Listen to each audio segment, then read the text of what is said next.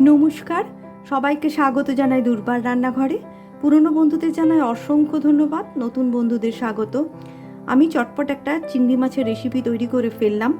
যদি আপনারা ভিডিওটা দেখেন এবং আপনাদের ভালো লাগে তাহলে লাইক, কমেন্ট ও শেয়ার করবেন এবং জানাবেন কেমন হয়েছে। নতুন নতুন নোটিফিকেশনের জন্য অতি অবশ্যই সাবস্ক্রাইব করবেন। সবাই ভালো থাকবেন, সুস্থ থাকবেন, ধন্যবাদ। এখানে আমি একটা অ্যালুমিনিয়ামের বাটি নিয়ে নিয়েছি। এবার এর মধ্যে দেব একদম ছোট্ট ছোট্ট করে কাটা আলু। আপনি লম্বা করেও আলু ভাজার মতো কাটতে পারেন। আমি একদম ছোট্ট ছোট্ট করে পাতলা পাতলা করে কেটে নিয়েছি আলু।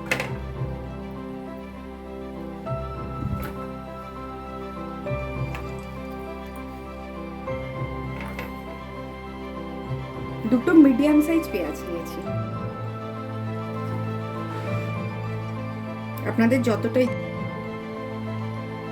দুটো লঙ্কা কুচি এখানে দিয়ে দিলাম, কাঁচা লঙ্কা। মিডিয়াম সাইজ টমেটো এখানে দিয়ে দিলাম কুচি করে।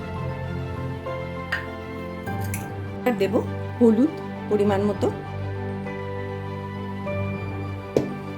দেব লঙ্কা, আমি কাশ্মীরি লঙ্কা দিলাম, রংটা ভালো হবে।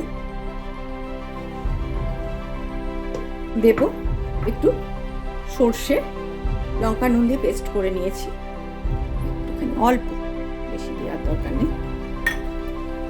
আর সর্ষের তেল খানিকটা, নুন পরিমাণ মতো পরে আবার দেখে নেব। মধ্যে দেব চিংড়ি মাছ,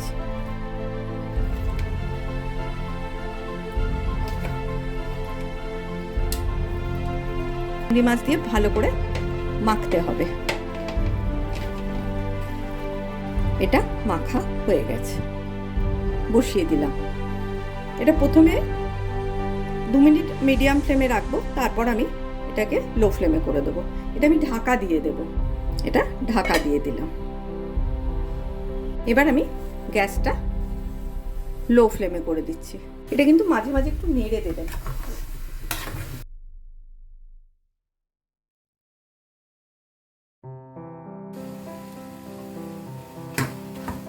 এটা সব সেদ্ধ হয়ে গেছে, আলু মোটামুটি হয়ে এসছে। এবার এর মধ্যে দেব একটু ধনে পাতা, একটু কাঁচা তেল,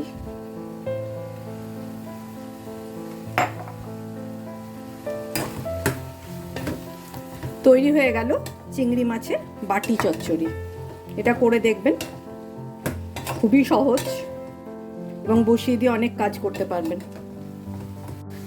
গ্যাস অফ করে দিলাম।